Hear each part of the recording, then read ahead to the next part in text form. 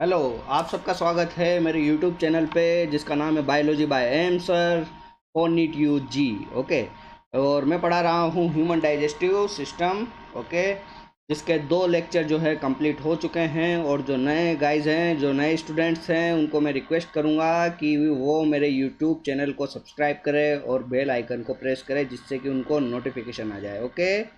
तो आप देख सकते हैं मेरे पुराने 2 जो लेक्चर हैं मेरे चैनल पे जाके। चलिए मैं आगे फॉरवर्ड करूंगा इसे। अपने बारे में इंट्रोडक्शन देना चाहूँगा। मैंने एमएससी किया है बायोटेक्नोलॉजी से from central university of Rajasthan. My research paper also published in international journal. I have B Ed degree also and I have 5 years of teaching experience. चलिए नाउ देखिए, अब मैं स्टार्ट करने वाला हूँ ईसोफेगस। ओके। लास्ट क्लास के अंदर जो है मैं पढ़ा चुका हूँ टीथ, टंग और सेलाइवरी ग्लैंड डिटेल में। ओके। चलिए आज स्टार्ट करूंगा मैं ईसोफेगस। आपको दिख रहा है ये tube like structure, this is the oesophagus. Okay. इसकी लेंथ होती है 25 सेंटीमीटर, जो कि मैं आगे भी बताऊंगा, डिस्कस करूंगा। और ये कनेक्ट करती है बकल कैविटी को कहाँ पे, स्टोमक से। Okay, this is the stomach. और आगे यहाँ पर होता है बकल कैविटी, आप सभी जानते हैं। मैं डायग्राम बनाऊँ यहाँ पर अगर तो।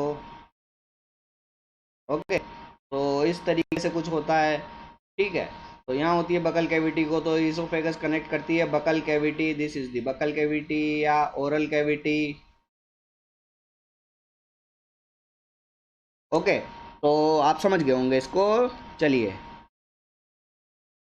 तो इसोफेगस के बारे में क्या क्या इंपॉर्टेंट पॉइंट्स है उन पे अब मैं डिस्कस करना चाहूँगा। इसोफेगस ट्यूब लाइक स्ट्रक्चर है, हम सभी जानते हैं। पियर्स करती है मतलब कि ये भेदती है किसको, डायाफ्राम को। आप सभी जानते हैं डायाफ्राम जो है हमारे एब्डोमिनल कैविटी, थोरेसिक कैविटी में होगा। ओके। उसको पियर्स करती है, इस तरीके से निकलेगी। पियर्स करना मतलब लाइक दैट।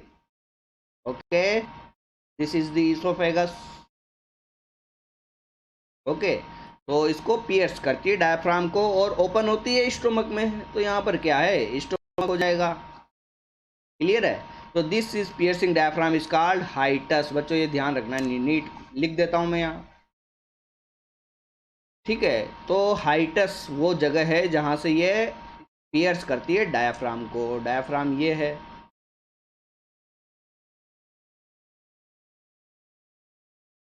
ठीक है। देखिए पूरी जो डायफ्राम के बारे में जो है रेस्पिरेशन सिस्टम में हम पढ़ेंगे। ओके। ईसोफेगस कनेक्ट करती है फेरिंग्स, वही बक्कल कैविटी के पोस्टीरियर पार्ट है, और स्टोमक को। ओके। साइज इसकी 25 सेंटीमीटर होती है। ओके। लेंथ। ओके।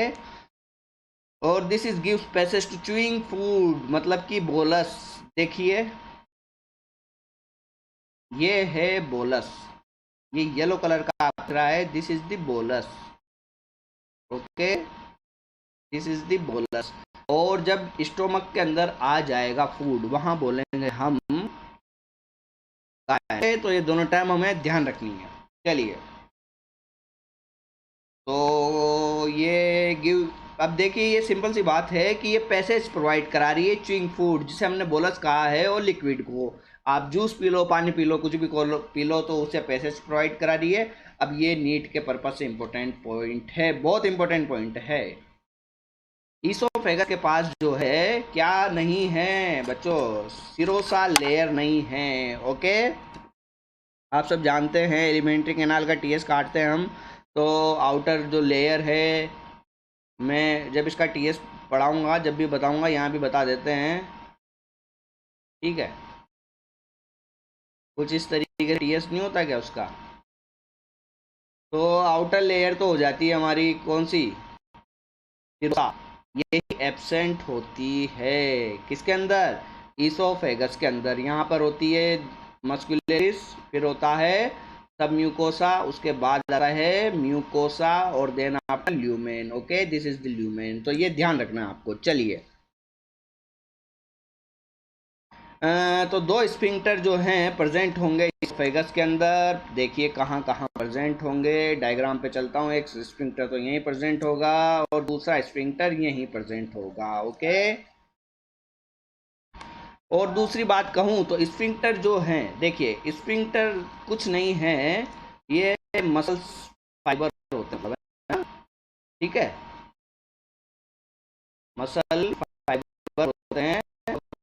इसमें लो आप ढक्कन कैप लाइक स्ट्रक्चर होती है जो कि फूड को बाहर आने से रोकती है। ओके, ग्रेजिंग एनिमल्स जो होते हैं, काऊ हो गई, शिप हो गई, बफेलो वगैरह जो भी हैं ग्रेजिंग एनिमल्स जो चरने हर्बीवोरस हैं, फॉर एग्जांपल उसमें बात करूं तो उनके अंदर जो स्फिंक्टर एब्सेंट होता है, वो एक साथ खा लेते हैं बहुत सारा, और उनमें जो है स्फिंक्टर प्रेजेंट नहीं है, यानी कि ढक्कन प्रेजेंट नहीं है, तो वो बाद में, जिसे हम बोलते हैं जुगाली करना, ओके, उसको बाद में वो चबाते रहते हैं। ओके, ध्यान रखना।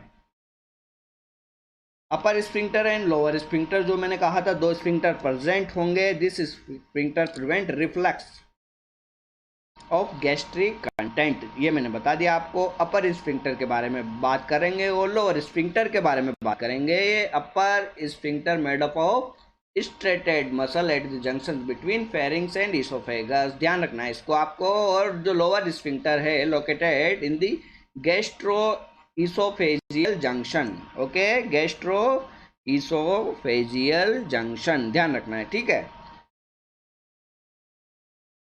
अब बात आ रही है स्टोमक में, तो ये देखिए जेसेफ डिशर है और 4 to 5 आवर्स यहाँ पे जो है फूड आराम करता है, जिसे हम क्या बोलते हैं, कायम बोलते हैं। ओके, तो ये देखिए स्टोमक की शानदार स्ट्रक्चर है। ये ईसोफेगस आपको दिख रहा है, जो फूला हुआ पार्ट है उसे बोला है फंडस। जो हार्ट, कार्डिया कहाँ से नाम आया है, हार्ट से, तो हार्ट के जो पास है उसे बोलेंगे कार्डिया। और दिस इज पाइलोरस, ओके, ध्यान रखना अपन को। दिस इज रूगे, ये क्या है, रूगे,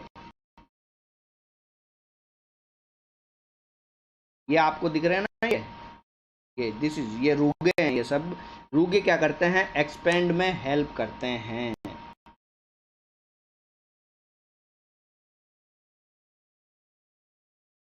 expand of stomach, okay, stomach को फैलाने में काम करते हैं। जब आप बहुत सारा खा लोगे तो यही रुके जो हैं जगह बनाएंगे। ओके, चलिए तो बात करूँ इसके बारे में, तो इट इज़ सिचुएटेड कहाँ पे, left side of abdominal cavity. जो एब्डोमिनल कैविटी है उसके लेफ्ट साइड पे होता है। ओके, और widest part of alimentary canal, देखिए widest part of alimentary canal. अब देखो लीवर तो है, लीवर भी बड़ा होता है, लेकिन लीवर जो है एलिमेंट्री केनाल का पार्ट नहीं है, वो तो एसेसरी है, इसलिए वाइडेस्ट पार्ट कौन सा है, स्टोमक। ओके, ध्यान रखना है आपको ये। This is J shaped structure मैंने बता दी, और इसोफेगस और स्मॉल इंटेस्टाइन को ये कनेक्ट करता है। देखिए देखिए बच्चों, ये है हमारी ड्यूडेनम। क्या है ये, ड्यूडेनम, दिस इज ड्यूडेनम।